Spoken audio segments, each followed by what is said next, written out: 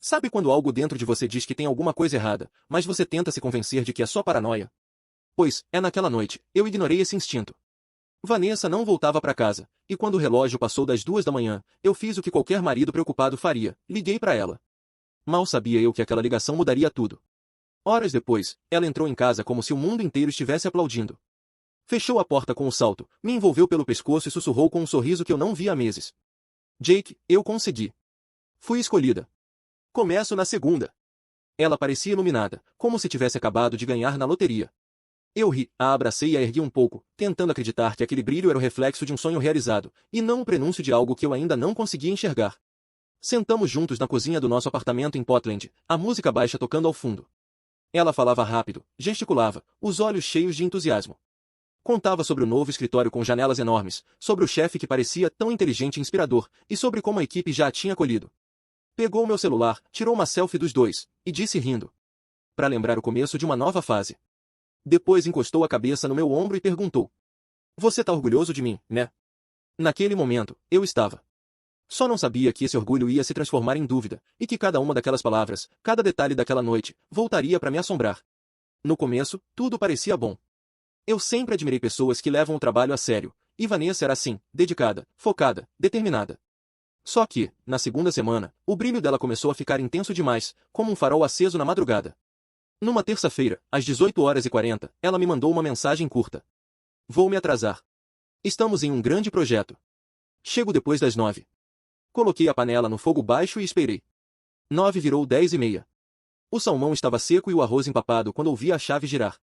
Ela entrou com aquele ar que não pertencia à nossa casa, um perfume diferente, uma energia distante. Largou a bolsa na bancada e falou antes mesmo de eu dizer qualquer coisa, desculpa, Jake. O Mark também ficou até tarde. Precisávamos fechar as últimas apresentações. Mark. Sempre ele. O chefe inspirador que ela descrevia com tanto entusiasmo. Forcei um sorriso, deslizei o prato pelo balcão e disse apenas. O seu está no forno. Ela olhou o prato como se fosse uma relíquia antiga. Ah, não precisa. Comi no escritório. A equipe pediu comida. Aquela foi a primeira vez que o jantar ficou só na minha frente, e o silêncio começou a ocupar o espaço que antes era dela. Nos dias seguintes, algo mudou. Vanessa passou a deixar o celular sempre virado para baixo, coisa que nunca fez antes. Quando ele vibrava, ela o puxava rápido, respondia com o polegar leve, e sorria de algo que eu não sabia o que era. Comecei a notar pequenos detalhes, risadas que não eram mais minhas, conversas que acabavam quando eu entrava no cômodo, e um distanciamento que parecia planejado. Na sexta, mencionei o churrasco do meu irmão. Lembra que combinamos? Perguntei. Ela nem levantou os olhos do notebook. Jake, te falei que teremos um evento de integração da equipe no sábado. Vai ser perto do lago. É importante pro time. Você disse que talvez fosse. Pois é, agora é certeza. Precisamos dessa coesão. Ela tentou dar um sorriso, mas foi um sorriso de fachada, aquele tipo que não chega nos olhos. Naquele instante, percebi que ela estava ali, mas já não estava comigo. No sábado de manhã, deixei um bilhete simples sobre a mesa. Divirta-se. Vou passar o dia na casa do Dan. Não me espere acordado. Evitei o assunto do churrasco. Fui para a garagem, reorganizei as prateleiras, os colãs, as ferramentas. Era como se arrumar o caos ao meu redor ajudasse a lidar com o caos dentro de mim. Na casa do Dan, ficamos em volta da churrasqueira, as crianças correndo no quintal, o cheiro de fumaça e conversa jogada fora. Tudo certo, cara? Dan perguntou, enquanto eu desmontava uma cadeira só para consertar uma dobradiça. O novo trabalho da Vanessa tá consumindo tudo. Logo passa. É só a empolgação inicial. Virei o parafuso, encaixei a peça e murmurei. Ou eu que tenho que me acostumar. Na terceira semana, a empolgação virou frieza. O trabalho virou desculpa para tudo. O tom dela estava leve, mas distante, como se eu fosse apenas o vizinho com quem ela trocava acenos ocasionais. Uma noite, preparei o jantar como sempre. Coloquei 2 pratos na mesa, esperando por ela. Quando chegou, foi direto à geladeira, pegou uma água com gás e sentou no sofá com o laptop. Com fome? Perguntei. Não muito. O dia foi puxado. O barulho da lata abrindo preencheu o silêncio. Vamos entrar ao vivo na sexta, disse ela, com os olhos presos na tela. Depois de sexta, a gente tem um sábado juntos? Perguntei, puxando uma cadeira para frente dela. Ela respirou fundo. Jake, eu já disse que é temporário. Então coloca temporário no calendário. Domingo à tarde, vamos à feira, como antes. Ela me olhou, meio sorrindo, e disse. Você e suas listas. Eu gosto de coisas que deixam prova, respondi rindo. Domingo, das 2 às 4. Caminhada, comida e um bom café. Tá bem, respondeu, com um sorriso breve, aquele sorriso de quem quer encerrar o assunto. Mas no domingo, às 13h55, o celular vibrou. Vou me atrasar. O Mark me chamou para revisar umas coisas. Chego em 20 minutos. Às 14h30, ainda nada. Peguei as chaves, fui sozinho até o mercado, comprei alguns pêssegos e caminhei pelas barracas observando casais discutindo sobre molhos e temperos. Quando voltei, a casa estava silenciosa. Às 17h, ela desceu as escadas com o cabelo impecável, usando uma legging e uma blusa que pareciam saídas de um catálogo, não de uma tarde de trabalho. E foi nesse instante que algo dentro de mim começou a pesar. A verdade é que Vanessa parecia se arrumar à tarde para parecer que tinha acabado de acordar. Um detalhe que antes eu acharia encantador, agora parecia ensaiado. Você saiu? Perguntei, vendo o cabelo dela perfeitamente preso e o perfume novo que dominava a cozinha. Ela desviou o olhar para os pêssegos que eu tinha comprado. Das 2 às 4 é das 2 às 4, Jake. Lavei um, cortei ao meio e empurrei uma parte para o lado dela da tábua. Você perdeu. Que mesquinharia, ela respondeu. Não, é só a parte que sobrou para mim. Peguei minha metade e tomei o suco devagar, sentindo o silêncio pesar. Ela me observava como se eu fosse o culpado por algo invisível. Mark me convidou para participar da sessão de perguntas e respostas depois da avaliação, disse, suavizando o tom pela primeira vez em dias. Ele confia na minha opinião, Jake. Isso é importante para mim. Ótimo. Apresente seu trunfo, respondi. Mas da próxima vez, tenta remarcar comigo, não em cima de mim. Ela tocou meu braço e murmurou. Eu tô tentando. Tenta com a agenda aberta, respondi. Naquela noite, tomei uma decisão silenciosa. Parei de cozinhar para dois. Tirei meu casaco da cadeira, o mesmo lugar onde ela jogava a bolsa, e comecei a recolher minhas coisas. Coloquei meus itens pessoais num pequeno necessaire e deixei dentro da caminhonete. Avisei minha equipe que abriria a loja 3 dias por semana, e mudei meu horário da academia para de manhã. Nada dramático, só um homem ajustando o próprio eixo. Na quinta-feira, a equipe dela organizou um happy hour perto de casa. Às 5, recebi uma mensagem dela. Passa lá pelas 10. Quero que conheça o pessoal. Fui. O bar estava lotado, luz baixa, música ambiente e risadas que pareciam ecoar mais alto do que deveriam. Vanessa estava sentada num banquinho alto, pernas cruzadas, cercada por colegas. E entre eles, lá estava Mark, o famoso chefe inspirador. Devia estar na casa dos 40, terno alinhado, relógio brilhante e um sorriso calculado. O tipo de homem que fala com confiança e observa tudo com os olhos antes de responder. Você deve ser o Jake, ele disse, apertando minha mão com firmeza. Sua parceira tem feito um trabalho incrível. Você tem sorte. Sorte. A palavra ficou na minha cabeça. Ela é muito boa no que faz, respondi. Quando chega, todo mundo percebe. Ele riu, e ela também. E, por um segundo, me senti um figurante num roteiro que eu não escrevi. Enquanto conversavam, notei que ele a chamou de querida no meio de uma piada. Ela riu um pouco demais. O tipo de riso que não se dá a um chefe, se dá a alguém que te enxerga de um jeito especial. Quando fui pagar minha bebida, o garçom disse. Tá tudo por conta do Mark. Balancei a cabeça. Coloca a minha separada. Justo é justo. Vanessa encostou no meu braço e disse. Tudo bem, ele gosta de agradar a equipe. Mas eu não sou da equipe. Guardei a carteira e finalizei. Me avisa quando acabar. Se for antes das 10, beleza. Ela piscou. Você já vai. 10 é 10. Sorri, mas não era um sorriso de leveza, era a forma mais educada que encontrei para dizer já deu. Na saída, olhei para trás. Eles estavam ombro a ombro, rindo, inclinados sobre o mesmo celular. Foi nesse instante que abri um novo calendário no meu próprio celular e nomeei Logística da Casa. Convidei só a mim mesmo. Em casa, falei em voz alta, para ninguém ouvir. Nada de esperar acordado. Nada de cozinhar para fantasmas. Colei um post-it na geladeira. Lavar roupa às 8. Luzes apagadas às 10. Jake fora de plantão. Na semana seguinte, o gelo dela ganhou tempero. Vanessa começou a fazer piadas às minhas custas. Numa quarta-feira, eu estava lavando bandejas de tinta de um trabalho quando ela entrou e disse, olhando a bagunça. Você e sua lojinha, que bonitinho. Virou um hobby agora. Sequei as mãos e respondi. Esse hobby paga a hipoteca e conserta sua gaveta emperrada.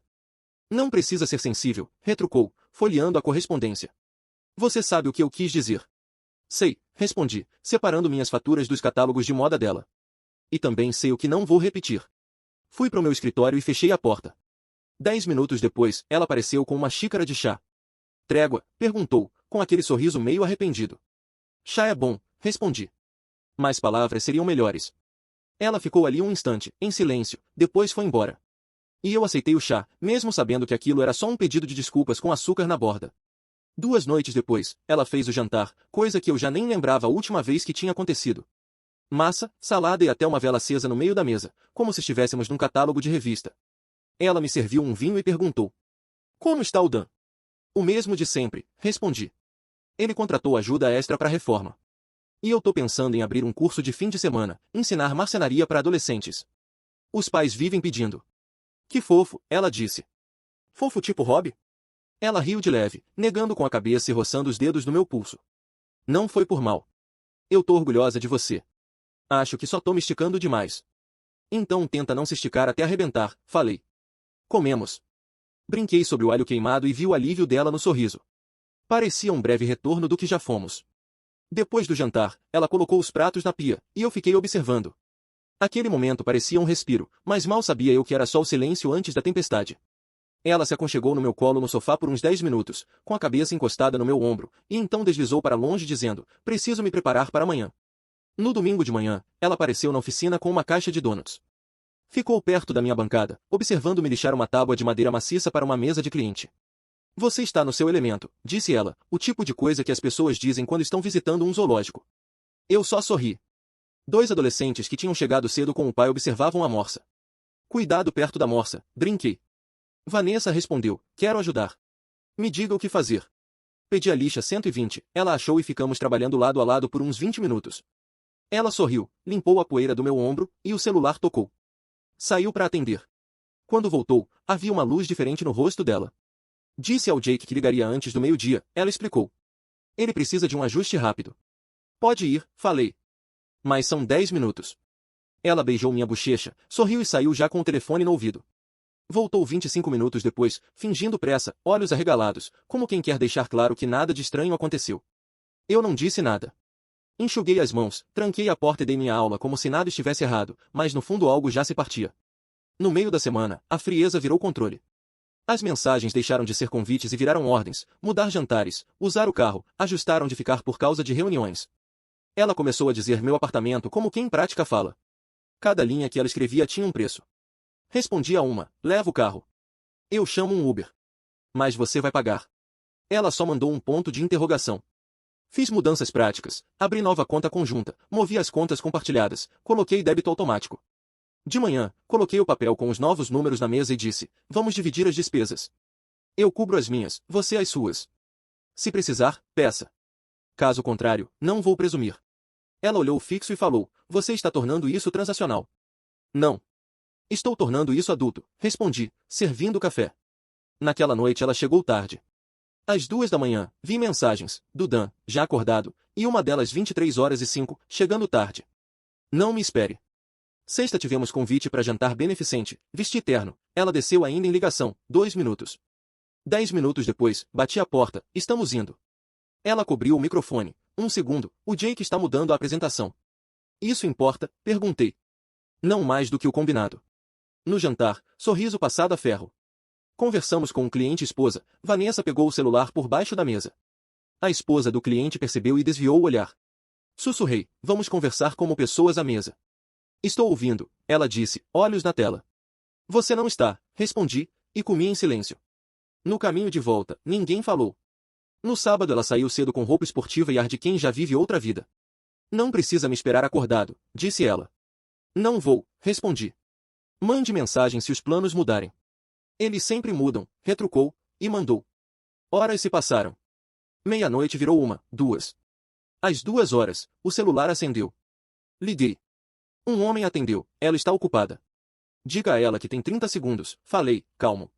Ele riu, cobriu o telefone e ouvi, ao fundo, uma risada de Vanessa, abafada, satisfeita. Ele voltou: "Ela te liga depois." "Não se preocupe."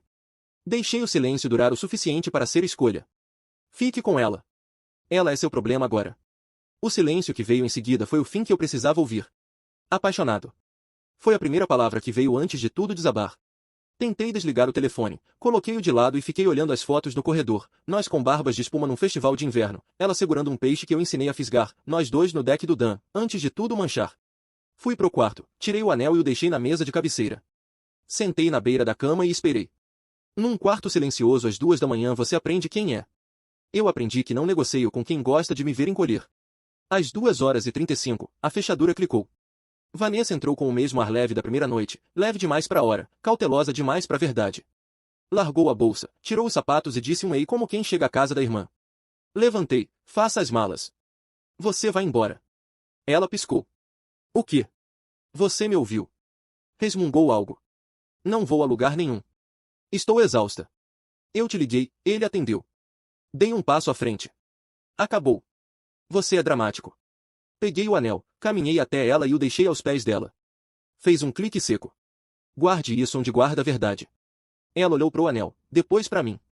Você acha que eu vou implorar? Acho que você vai me ver sair. Fiz uma mala, 2 camisetas, cueca, kit de barbear, passaporte, documentos do caminhão, a escritura. Coloquei minhas ferramentas perto da porta, o que levo quando preciso consertar algo. Joguei as chaves reservas no balcão para ficarem fora do meu alcance. Ela me seguiu pelo corredor. Você não tá falando sério. Vou mandar buscar o que eu esquecer. Vou trocar as fechaduras na quarta. Tempo para você se planejar. Você não pode sair vagando. Posso. Saí. Dan abriu a porta com shorts de ginástica e camiseta velha. O cheiro de desinfetante e pizza velha foi quase reconfortante. Entra, disse ele. Sentamos, ele serviu água, e contei tudo. Sem rodeios. Quando terminei, Dan esfregou o queixo. Fica aqui. Usa o quarto extra. Lençóis limpos. Academia às 7. Quer que eu vá com você? Sem ligações, sem mensagens, respondi. Ela sabe que horas são. Ele assentiu. Na manhã seguinte fui ao escritório, preenchi formulários, atualizei contas, mudei o código de acesso e redirecionei as contas essenciais para a nova conta conjunta. Cancelei débitos automáticos sem a minha assinatura e agendei o chaveiro. Mandei mensagem para Vanessa, passo com o Dan na quinta às 18 horas para pegar minhas coisas. Por favor, esteja em outro lugar. Sem resposta. Segunda, silêncio. Terça, um meme no grupo antigo, como se eu fosse um fantasma. Eu não respondi. Mergulhei no trabalho, peguei clientes novos e treinei um garoto do ensino médio a usar a lixadeira. Dormi na casa do Dan, à noite ele jogava uma garrafa d'água e perguntava se eu estava bem. Bem o suficiente, eu dizia. Na quinta às 18 horas fomos para casa. A garagem vazia. Arrumei minhas caixas, roupas, livros, o violão. Tirei minhas fotos da parede, deixei o álbum de casamento com a capa virada para dentro, não ia carregar uma história que não reconhecia. Dan carregou as caixas em silêncio. Na mesa, um bilhete dobrado que não abri. Antes de sair, dei uma última volta e passei os interruptores. Dan perguntou, quer deixar algo? Balancei a cabeça. Já disse o que tinha que dizer às 2 da manhã. Saímos para o ar frio da noite, e eu olhei uma última vez. Era só uma casa, o resto, eu tinha deixado para trás. A chave girou na fechadura, depois parou. Vanessa voltou para dentro e pegou o meu anel de onde eu o havia deixado cair. O lugar estava limpo, como se ela tivesse apagado qualquer vestígio da última noite. No lixo do quarto, ouvi um pequeno tilintar de metal contra plástico, deixei lá. O chaveiro veio no dia seguinte. Eu não fui. Na primeira semana, ela não ligou. Na segunda, numa quarta-feira, o nome dela acendeu na tela do meu telefone. Deixei tocar. Tocou de novo. Atendi. A voz dela estava irreconhecível, ofegante, como se tivesse corrido até o telefone. Jake, por favor, preciso falar com você. Você tem 30 segundos. Eu perdi o emprego. Ela disparou as palavras. Eu errei, eu sei. Quero consertar as coisas, me desculpa. Me desculpa mesmo, eu fui estúpida. Seu tempo acabou, respondi, e encerrei a ligação. Bloqueei o número. Coloquei o celular virado para baixo, do mesmo jeito que ela costumava fazer, não porque eu estivesse me escondendo, mas porque eu tinha terminado. No dia seguinte, ela mandou um e-mail de um endereço diferente. Eu não abri. 2 dias depois, ligou para o Dan. Ele atendeu, disse que eu tinha feito minha escolha e desligou. Depois disso, ela mandou uma mensagem pela irmã. Eu respondi direto para a irmã. Estou bem. Por favor, respeite o limite. E então, silêncio. Quer que eu diga que estava com raiva? Eu estava com algo mais quieto. A raiva precisa de um alvo, e o meu já tinha deixado de existir. Eu tinha decisões a tomar. Tomei. Algumas semanas depois, passei de caminhonete pela casa com um chaveiro para trocar a fechadura do portão lateral, que eu tinha esquecido. O carro dela não estava mais lá. A sombra de um caminhão de mudança deixará um retângulo limpo na rua, poeira onde os pneus tinham estado. A senhora Green, minha vizinha, estava podando a cerca viva. Ela acenou com a tesoura de poda. Não se preocupe, disse, baixando a voz como se a cerca pudesse fofocar. Ela entrou e saiu. Não fez alarde. Por que faria? Respondi. Aquilo já não era mais o palco dela. A senhora Green estalou a língua, aquele som que só quem já viu demais consegue fazer. Voltei para a casa do Dan. Ele estava grelhando frango e cozinhando demais, como sempre. Ele me jogou a pinça. Conserta isso aí. Virei os pedaços, mexi no fogo. Fiz o que eu sei fazer, dar um jeito nas coisas que outros acham que estão arruinadas. Depois do jantar, ele perguntou: vai vender o lugar ou ficar com ele? Ficar. Respondi. Eu construí aquelas prateleiras com minhas próprias mãos. Não vou dar essa satisfação a outra pessoa. Ele assentiu. Ótimo. Voltei a trabalhar. Adicionei mais 2 aulas na oficina, contratei o garoto do ensino médio em meio período e criei uma pequena caixa de bolsas de estudo, para ajudar alunos que não podiam pagar. Aos sábados, pegava a caminhonete e dirigia até o início da trilha, caminhava até minha cabeça ficar vazia o suficiente para que pensamentos melhores pudessem voltar a me assombrar. Foi aí que comecei a sair com uma mulher chamada Aron, da academia. Ela é prática, engraçada de um jeito peculiar e, acima de tudo, aparece quando diz que vai. Faz perguntas e espera pelas respostas. Dirige o próprio carro e paga as próprias coisas. Eu não caí nessa, caminhei, de olhos abertos. Um mês depois da separação, voltei para minha casa. Estava ainda mais silenciosa, o que me agradou.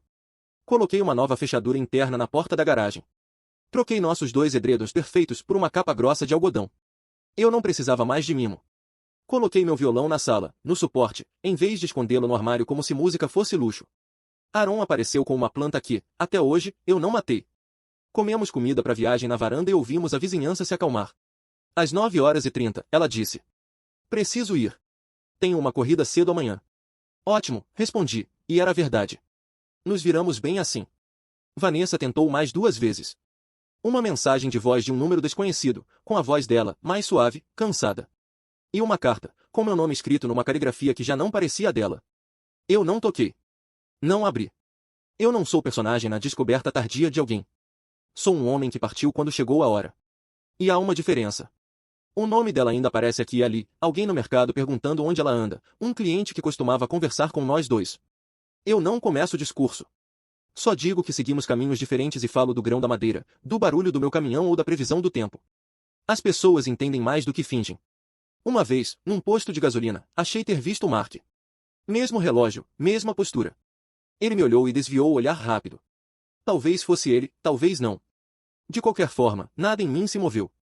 Ele não é mais parte da minha história.